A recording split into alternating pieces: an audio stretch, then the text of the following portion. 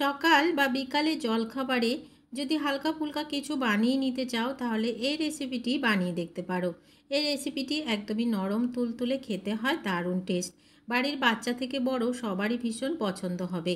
একদমই ইউনিকভাবে তৈরি করেছি আজকের রেসিপিটি। যদি ভালো লাগে একটা লাইক করার অনুরোধ রইল। নমস্কার বন্ধুরা, নন্দিনী সিম্পল কুকের আরও একটি পর্বে আপনাদের সবাইকে জানাচ্ছি স্বাগত। তাহলে আর দেরি না করে চলুন রেসিপিটি দেখে নেওয়া যাক। আজকের এই রেসিপিটি তৈরি করার জন্য প্রথমে এদিকে আমি নিয়ে নিয়েছি 4টে সেদ্ধ করা আলু। আলুগুলোকে খুব ভালো করে সেদ্ধ করে নিতে হবে। এবারে একটা ছোট গ্রেটারের সাহায্যে আমি আলুগুলোকে একদমই মিহি করে গ্রেট করে নিচ্ছি। আলুগুলো মিহি করে গ্রেট করে নিতে হবে যেন একটাও বড় অংশ আলুর না থাকে। আপনারা হাতেও মেখে নিতে পারেন, তবে খুব ভালো করে একদমই মিহি করে মেখে নিতে হবে। একটা আলুকে আমি একদমই মিহি করে গ্রেট করে নিলাম, বাকিগুলোকেও এভাবে করে গ্রেট করে নিচ্ছি।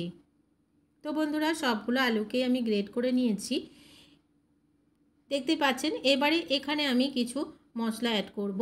দিয়ে দিচ্ছি প্রথমে পরিমাণ মতো লবণ। এবারে দিয়ে দেব হাফ চামচ গোলমরিচের গুঁড়ো।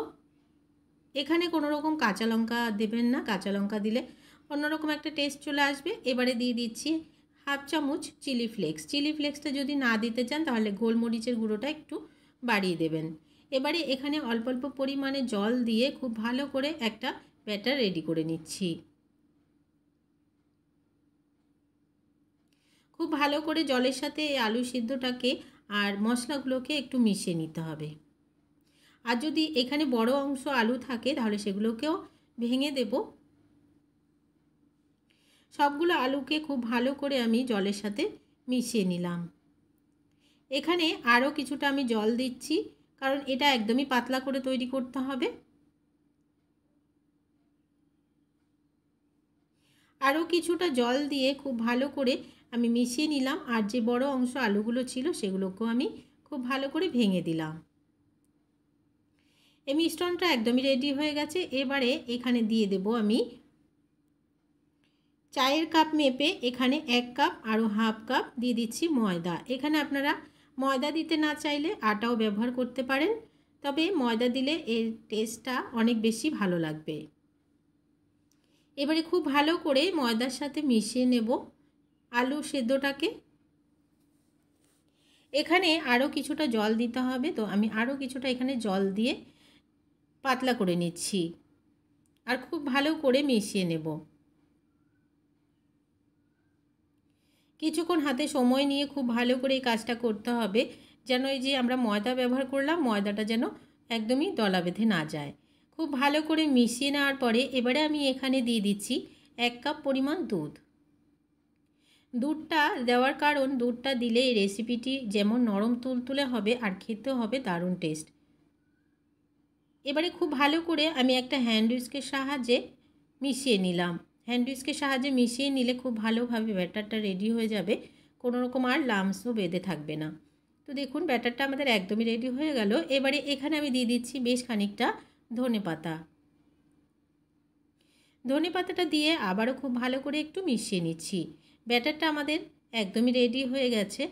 আবারও আমি খুব ভালো করে ধনেপাতাটাকে একটু মিশিয়ে নিলাম।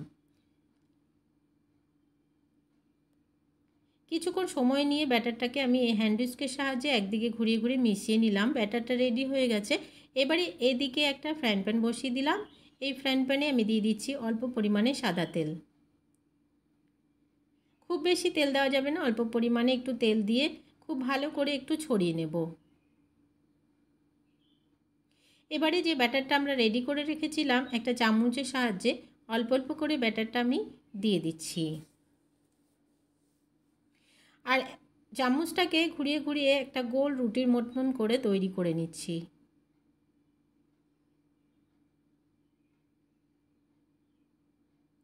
সকাল বিকালে টিফিনে হালকা ফুলকা এই রেসিপিটি একবার হলো বানিয়ে দেখতে পারেন।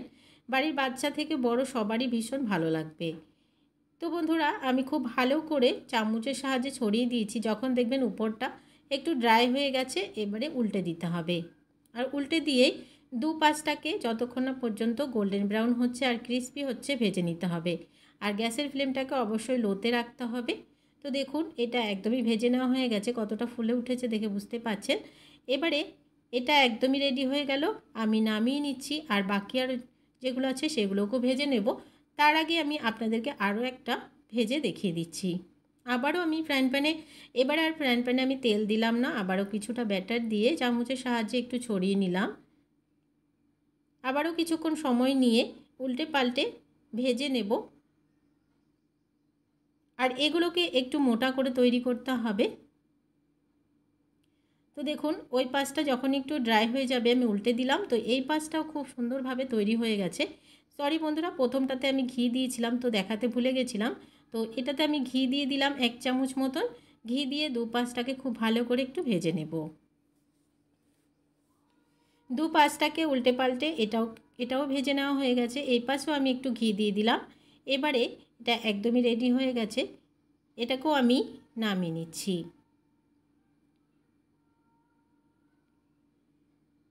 তো বন্ধুরা দেখে নিলেন কতটা সহজে একটি রেসিপি তৈরি হয়ে গেল। এই রেসিপিটি একবার হলেও বানিয়ে দেখবেন। আজকের এই রেসিপিটি এখানেই শেষ হলো। যদি ভালো লাগে একটা লাইক করার অনুরোধ রইল। নতুন বন্ধু আমার চ্যানেলে নতুন এসে থাকলে আমার চ্যানেলটিকে সাবস্ক্রাইব করে পাশে থাকা বেল আইকনটাকে প্রেস করে অল বাটনে ক্লিক করতে ভুলবেন না, এই ধরনের রান্নার নোটিফিকেশানগুলো সবার আগে আপনাদের কাছে পৌঁছে যাওয়ার জন্য। আর আজকের রেসিপিটি কেমন লাগলো কমেন্টস করে জানাতে কিন্তু ভুলবেন না বন্ধুরা। যদি ভালো লাগে অনেক অনেক শেয়ার করে দেবেন। চলে আসবো পরবর্তী রেসিপি নিয়ে, ততক্ষণ পর্যন্ত সবাই ভালো থাকবেন।